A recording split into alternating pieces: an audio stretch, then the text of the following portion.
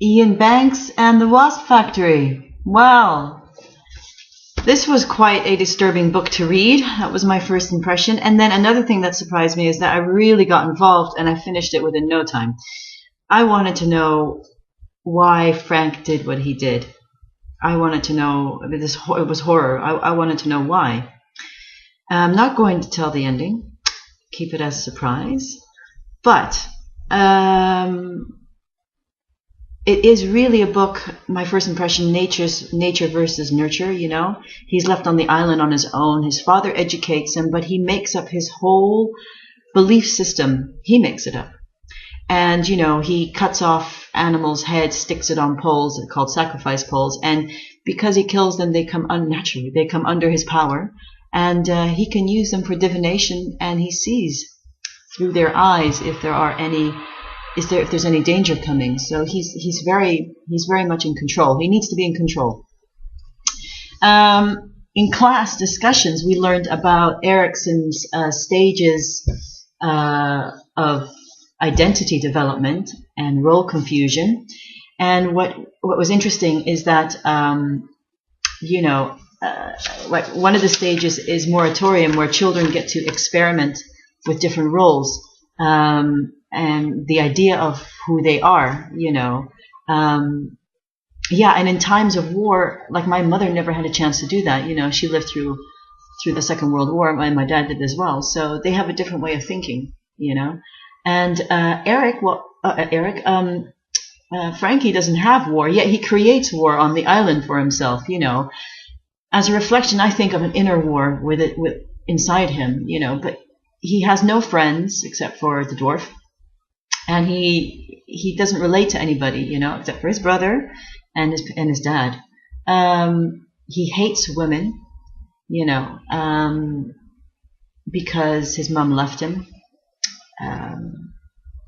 Yeah, he's stuck.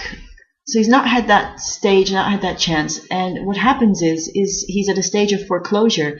He's actually taken on the identity of his dad. You know, his dad was a bit of a lab technician or a lab person, smart, experimental. His son experiments as well. And, you know, a bit of a recluse, his dad, you know, wants to keep secrets, tells lies. His son does that as well, you know, and which I was made aware of. Can we take his word for it? Can we take Frankie's word for anything that he does in this book? No. I mean, no. It's supposed to be that he has killed, he says he's killed his cousin, his little brother, because, yeah, that was destined to happen because, you know, he is his mother's son and he hates his mom, you know, and Esmeralda, to keep the balance in order, you know, 2 lives, 2 boys, a girl. And he said it so matter-of-factly, that's creepy, you know. I mean, it's, yeah, creepy. Yes, so his he's actually created a negative identity, you know. He's not done what's expected of him in society, but yet he is totally out of society. He's in society, but he's out of society. He's not even registered on paper, you know. He's solely the production of what his dad has made him. And I'm not going to say the rest. He's narcissistic. Yes. You know, he doesn't like himself. He's not in love with himself. He doesn't like himself. He's very insecure of himself, you know, and his what do you call it? Anyways, his defect, let's say. He's judgmental on others.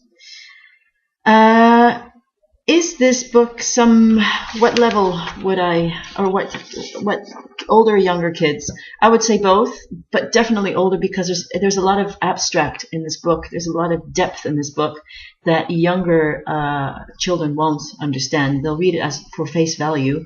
You know, there is no real happy ending. Harmony, disharmony, harmony restored. Don't think so. But yeah, for the sense of you could give it to both. And the one will take it at face value, and the other one for older students, where you want to teach them things, where you want to teach them about identity and role confusion, yeah, they would get more out of this book. So anything that I liked about the book? Yeah, I liked it a lot, actually. I liked the ending very much. You could actually see it coming on if you're aware and look back, definitely. It's a twister. What I didn't like about it was actually the fact that I sympathize more with the way he mistreated animals than the fact that he killed the 3 kids. Strange. So it's a strange and weirdly wonderful gothic horror story, and I recommend it to anybody that's got the stomach for it. Good to teach. Okay, take care.